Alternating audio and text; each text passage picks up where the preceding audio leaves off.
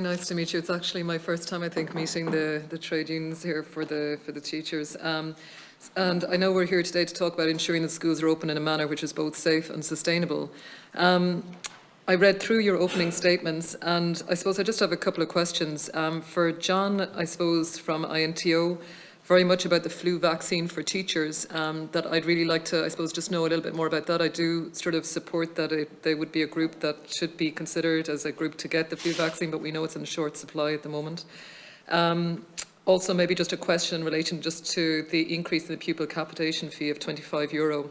Can I also ask, the 1,000 schools that are outside the substitute supply panels, why is that? For Kieran from ASTI, just to acknowledge definitely the tribute to the school boards of management. I know that it's they do an awful lot of work in the background. I was on the board of management for the GRETB myself, and I know that it's there's a lot of work that's been done by the principals, by school caretakers, and bus drivers. Everyone's involved, and our close contacts. Particularly about the SNAs and the PPEs. Again, very interested to hear maybe just a little bit more on that. And finally, if I could just ask a question that wasn't in your opening statements, but around the school space in primary schools, there's going to be an extra 1,000 teachers, I know, to reduce the pupil-teacher ratio. But where do those teachers and classes go when there's no classroom space? And those are the questions. Thanks very much. Thanks, Deputy. So maybe starting with me. So on the flu vaccine, obviously, if the vaccine becomes available, there would be a hierarchy, and I'd imagine it would be the very high-risk, vulnerable people, the elderly, healthcare workers. But government has deemed that it's essential to keep schools open. So that shows me that the definition of essential workers includes teachers, SNAs, school secretaries. I was really disappointed that the flu vaccine wasn't made available to all frontline staff in schools. But we're moving on from that now. The most important vaccine, I think, is the new vaccine for COVID-19. And in my view, it would give great reassurance to parents and students as well if they knew that the teachers were vaccinated, and would mean that our workers would be much more confident going into the workplace, particularly, as I say, when you have 35 children in your class from 35 different families. There has to be a risk there, and already a lot of people in education have been infected, despite the way it's been portrayed in the media. On the €25 capitation, I based my sums on the average of 25 children in a class. I know some classes have a lot more. So the average of 25 by 25 is €625 for the year, extra cleaning, 183-day school years, but €3.50. How on earth could any cleaner do enhanced cleaning in a classroom on a daily basis for €3.50? And most of our schools, when they got that money, they assumed it was for the term up to Christmas, and they expected to get at least twice as much after Christmas. So we are calling for that because the money is running out. And then finally, on the supply panel scheme, it has to be acknowledged that this time last year there was 3,150 schools outside the scheme when the pilot was initiated. So there are 2,100 included this year, but it's for the extra 1,000. And why did it not happen? I suppose, first of all, pressure of time to organise it, but it would seem to me the government were not prepared to put in the extra 50 or 60 teachers.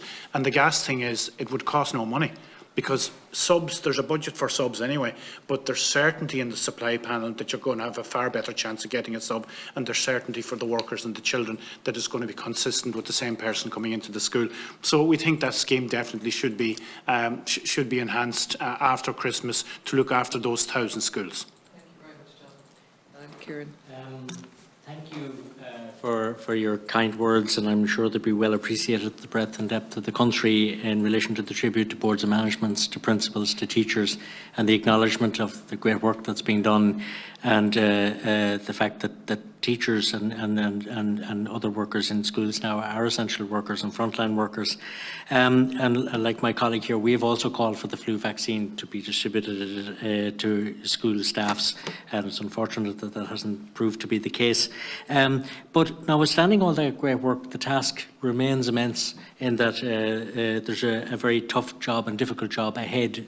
We're still only in November, and we've the bulk of the winter to endure. I mentioned in my earlier submission there the issue about ventilation and heating and this cold weather. And if we have a freeze up this year, the likes of which we had some years ago, you recall, schools did close then, but it was largely for transport reasons.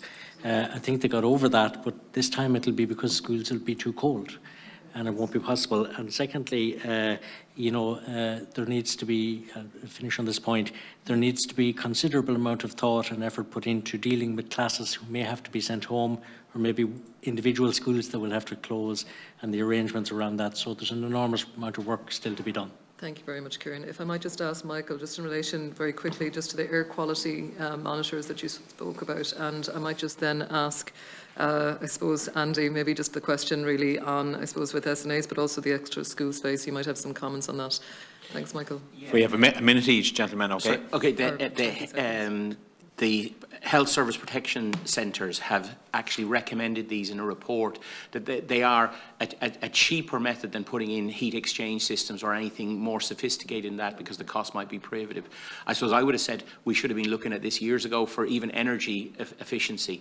On the space for teachers, for schools, we did get an extra allocation in post-primary schools, and what's happening is communal areas, bits of gyms are now being used as classrooms because we started with the biggest classes in Europe, and that's what we had to do. We shouldn't have been starting there. That's the biggest problem. In post-primary, unlike primary school, the problem is subject specific. Yeah. We might get a sub, but it won't be in the same subject. And the scarcity of teachers, we've said earlier, it's part to do with the two-peer pay system. Certain skilled teachers have transferable skills, so they can go into the private sector or whatever, and they're not entering teaching. So that's part of it. We may have the subs, and they could get very, but they're not subject specific. Thank you very much, Michael, and thank you, Andy. Well, just very briefly on the issue of space for SNAs who work actually in the class with the student at the same table as the students.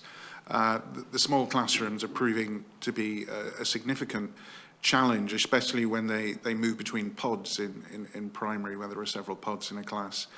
And there are worries amongst our members that this creates a higher risk of infection than need be the case. And back to the issue of PPE, if they're just wearing a face covering, others are protected against what they may transmit, but a face covering, such as I might use today, will not protect me or them against contracting the virus, and that's the point about the use of appropriate PPE. Thank you very much. Thank you very much.